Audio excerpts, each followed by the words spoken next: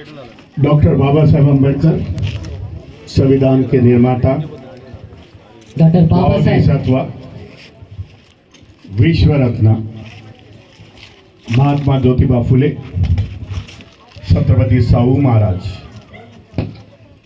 बहुजनों के सभी महापुरुषों को विनम्र अभिवादन करता हूँ। मंच पर उपस्थित सभी मान्यवर, नाम मालूम नहीं मुझे, मेरे साथ आए हुए कैप्टन प्रवीण और सभी मान्यवर, धन्यवाद देना चाहता हूँ। खंबा डिस्ट्रिक्ट से इस गांव में जो डॉक्टर बाबा साहब अम्बेडकर की प्रतिमा लगाई, जिस उत्साह के साथ, जिस लगन के साथ, जिस तन मन धन से प्रतिमा लगाई, मैं आप सभी को धन्यवाद देता हूं। వేదిక మీద ఉన్న భక్త మహనీయులందరికీ, భోజన మహనీయులందరికీ, ఖమ్మం డిస్టిక్ లో అంబేద్కర్ విగ్రహాన్ని పెట్టడానికి ఈ ఖమ్మం డిస్టిక్ లో ఈ వాడలో మీరు ఇంత తేజస్సుతో, మీరు ఎంత ఆలోచనతో పెట్టారో అందరికీ మీకు ముందుగా ధన్యవాదాలు తెలియజేసుకుంటున్నాను। जो बाबा साहब का स्टैच्यू इस बस्ती को, यहाँ के लोगों को अपना प्रेरणा देगा, बाबा साहब के विचारधारा देगा। स्टैच्यू लगाने से नहीं तो बाबा साहब की विचारधारा अपनी समझनी चाहिए, बाबा साहब की विचारधारा अपने जीवन में लानी चाहिए। क्योंकि मैंने देखा है तेलंगाना में, आंध्र प्रदेश में नहीं, जो बाबा साहब की कई प्रतिमा है कि देश में कौन से भी स्टेट में इतनी बड़ी बाबा साहब की प्रतिमा नहीं होगी। इससे मालूम पड़ रहा है कि बाबा साहब को चाहने वाले कितने लोग हैं। लेकिन बाबा साहब ने जो हमें बताया हुआ रास्ता है, जो बाबा साहब ने क्रांति की है, जो बाबा साहब ने संगठन खड़ा किया है, जिन्होंने अपना सारा जीवन इस समाज के लिए दिया, आज समय आ चुका है कि हम बाबा साहब के विचारों के लिए कुछ न कुछ देना चाहिए। भाई ఈ విగ్రహం ఇక్కడ పెట్టడంతో మనకి బాబాసాహెబ్ అంబేద్కర్ గారి ఆలోచనలు, బాబాసాహెబ్ అంబేద్కర్ గారి ఐడియాలజీ రాదు। ఎప్పుడైతే ఈ విగ్రహంతో పాటు ఆయన గారి సిద్ధాంతాన్ని చదువుతామో, ఆయన గారి విచారాలను చదువుతామో, ఆయన్ని మళ్ళీ పుంజుపించుకుంటామో, అప్పుడే ఈ విగ్రహానికి ఒక అర్థం ఉంటుంది। ఎందుకంటే ఎక్కడ లేని విగ్రహాలని మన తెలంగాణ రాష్ట్రంలోనే బాబాసాహెబ్ అంబేద్కర్ గారి ఉన్నాయి। కాబట్టి ఆ విగ్రహం పెట్టడంతో పాటు ఆయన ఈ సమాజం కోసం, మన కోసం తన జీవితాన్ని త్యాగం చేశారు। ఇప్పుడు మనకి సమయం వచ్చింది, మనం కూడా ఆయన కోసం త్యాగం చేయాలి, ఆయన ఆలోచనల్ని మనం చదవాలి, ఆ సమయం వచ్చింది। आज बाबा साहब के स्टैचू देश में नहीं तो पूरे दुनिया में लग रहे हैं। गूगल पर सर्च किया, बता दिया कि उसके स्टैचू ज्यादा है, तो पूरे वर्ल्ड में से आपको मैसेज आ जाएगा कि बाबा साहब के स्टैचू है। इसके लिए बाबा साहब को कोई बैरिकेड नहीं रहेगा। इस बाबा साहब इस देश के नहीं तो पूरे ग्लोबल है, तो पूरे प्रदेश के, पूरे देश भर के, पूरे दुनिया भर बाबा साहब के स्टैचू है। ये विचारों की लड़ाई है। जो समझ में रहते हैं, जो विचारों में रहते हैं, जिनके विचार कल भी हमारे लिए थे, आज भी है, आने वाले कई वर्षों के लिए बाबा साहब के विचार रह गए। इसके लिए बाबा साहब के स्टैचू लग रहे हैं। जो यूरोप में बाबा साहब के स्टैचू लगे हैं, उनसे मैंने बात की, उन लोग हीरो वर्शिप नहीं है। पहली बात, लेकिन विचारों के वर्शिप है, विचारों के वो पुजारी है। आज बाबा साहब का लिटरेचर पढ़ने के बाद जो वंचित समाज के है, जिनको समस्या है, हमारे देश के नहीं पूरे दुनिया के मैं बात कर रहा हूं, उस समस्या के कारण बाबा साहब के साहित्य में ढूंढते हैं बाबा साहब ने क्या लिखा। जो देश में आज 17-18 बुद्धिस्ट कंट्री है, जो देश का धर्म बुद्धिस्ट है, वहां बाबा साहब के स्टैचू लगे हैं। जापान है, चाइना है, म्यांमार है, थाईलैंड है।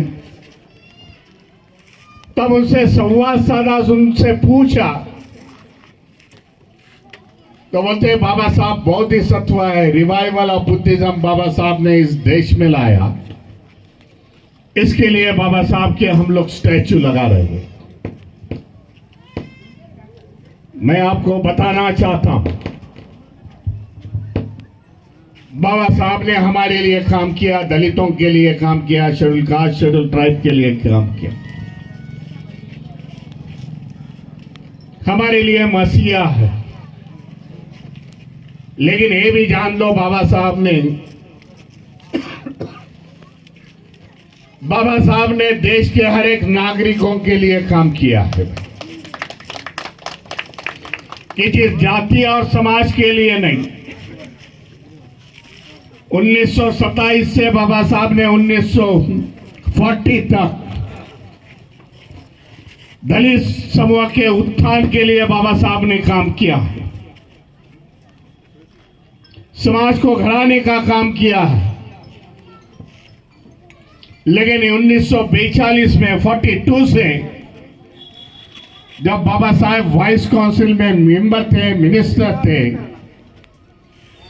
ये देश के लिए बाबा साहब ने काम किया है। इसके लिए मॉडर्न देश का निर्माता डॉक्टर बाबा साहब अम्बेडकर के थे, maker of modern India doctor BR Ambedkar. ये हमें बताना पड़ेगा जिन लोगों को, जिन्होंने बाबा साहब पढ़ा नहीं, गलत सोच में है, ऐसे लोगों को बताना पड़ेगा बाबा साहब एक समाज के नहीं, देश के लिए काम करके गए हैं। इसके लिए बाबा साहब आज अमर रहे। आने वाले कई सालों तक बाबा साहब की प्रतिमा, बाबा साहब के विचार रहेंगे। ఈ రోజు మన భారతదేశంలోనే కాదు, ఈ విగ్రహాలు ప్రపంచ దేశాల్లో కూడా అంబేద్కర్ గారి విగ్రహాలు ఎక్కువ ఉంటాయి. ఒకసారి మీరు గూగుల్ చేసి సెర్చ్ చేసుకుంటే ప్రపంచ వ్యాప్తంగా బాబాసాహెబ్ అంబేద్కర్ విగ్రహాలు ఎక్కువ ఉంటాయి. యూరోప్లో ఒకసారి విగ్రహం వెళ్తే సార్ వెళ్ళి అడిగారంట, అక్కడ వాళ్ళు హీరో వర్షిప్ చేయరు, మళ్ళాగా బాబాసాహెబ్ అంబేద్కర్ హీరో లాగే చూడరు. వాళ్ళు ఆయన ఐడియాలజీ చదివి, ఆయన ఐడియాలజీని అర్థం చేసుకొని, అందుకనే వాళ్ళు బాబాసాహెబ్ అంబేద్కర్ విగ్రహం అక్కడ పెట్టడం జరిగింది. ఎందుకంటే బాబాసాహెబ్ అంబేద్కర్ గారి లిటరేచర్, బాబాసాహెబ్ అంబేద్కర్ గారి యొక్క ఐడియాలజీ నిన్న పనికొస్తుంది, ఈ రోజు పనికొస్తుంది, మన రేపటి భవిష్యత్తు వరకు పనికొస్తుంది. కాబట్టి బాబాసాహెబ్ అంబేద్కర్ గారి విగ్రహాన్ని ప్రపంచ దేశాల్లో పెడతారు. ఎందుకంటే ఆయన ప్రపంచంలో ఉన్న అన్ని అణగారిన వర్గాలకి ఆయన సిద్ధాంతం ఉపయోగపడుతుంది. కాబట్టి ఇక్కడ ఆయన సిద్ధాంతాన్ని అర్థం చేసుకోలేని వాళ్ళని మనకు చెప్పాలి. బాబాసాహెబ్ అంబేద్కర్ గారు ఒక వర్గానికే చెందినవారు కాదు. బాబాసాహెబ్ అంబేద్కర్ గారు ఈ మోడర్న్ ఇండియాకి యొక్క ఫాదర్ ఆఫ్ ఇండియా అని చెప్పాలని చదువుతున్నారు.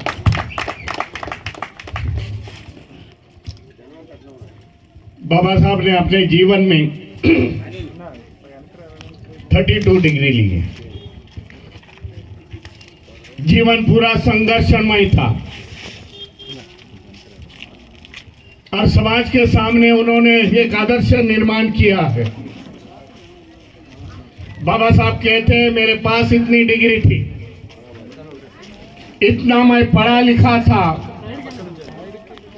9 भाषा बाबा साहब पढ़ते थे, लिखते थे। इसके लिए बाबा साहब होता है, मुझे डिफीट करना मेरे सामने एक कठिन काम था। दुनिया के सामने जो बाबा साहब के समय के जो पुजारी थे उनके लिए, इसके लिए बाबा साहब ने संदेश दिया है कि शिक्षित बनो भाई, शिक्षण के माध्यम से ही हमारा समाज आगे बढ़ सकता है। लेकिन आज की परिस्थिति आज उल्टी है। एजुकेशन का प्राइवेटाइजेशन हो रहा है,